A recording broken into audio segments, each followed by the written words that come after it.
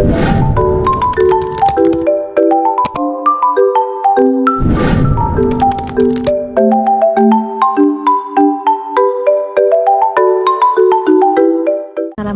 warahmatullahi wabarakatuh.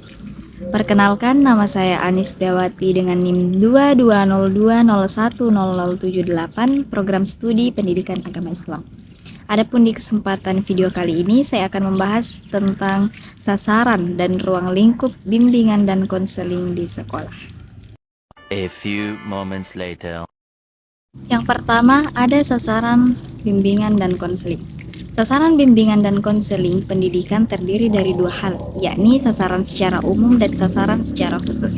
Sasaran umum bimbingan dan konseling di lingkungan pendidikan adalah konseli atau peserta didik atau individu yang terdaftar menjadi anak didik di lembaga pendidikan yang bersangkutan. Sedangkan sasaran secara khusus bimbingan dan konseling pendidikan adalah tumbuh kembangnya seluruh potensi anak didik secara optimal. Adapun sasaran bimbingan dan konseling di sekolah adalah tiap-tiap pribadi siswa secara perorangan, dalam arti mengembangkan apa yang ada pada diri tiap-tiap individu atau siswa secara optimal, agar masing-masing individu dapat sebesar-besarnya berguna bagi dirinya sendiri, lingkungannya, dan masyarakat pada umumnya. Sasaran pengembangan pribadi tiap-tiap siswa melalui pelayanan bimbingan dan konseling melalui beberapa tahapan. Tahapan-tahapan tersebut adalah: yang pertama, pengungkapan, pengenalan, dan penerimaan diri. Yang kedua, ada pengenalan lingkungan. Individu tidak hanya dituntut untuk mengenal dirinya sendiri, melainkan juga dituntut untuk mengenal lingkungannya. Yang ketiga, ada pengambilan keputusan.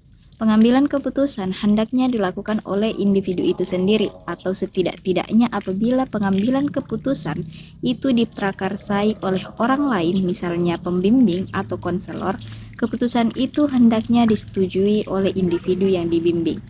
Tujuan bimbingan dan konseling dalam konteks ini adalah agar individu yang dibimbing mampu mengambil keputusan untuk dirinya sendiri. Yang keempat, ada pengarahan diri. Kemampuan pengambilan keputusan seperti yang dikemukakan sebelumnya hendaknya diwujudkan dalam bentuk kegiatan nyata. Sebaik apapun sebuah keputusan, apabila tidak diwujudkan dalam bentuk kegiatan nyata, tidak akan ada manfaatnya. Yang kelima, ada eksistensi diri. Dalam konteks ini, tujuan pelayanan bimbingan konseling adalah membantu individu atau siswa agar mampu mewujudkan diri secara baik di tengah-tengah lingkungannya.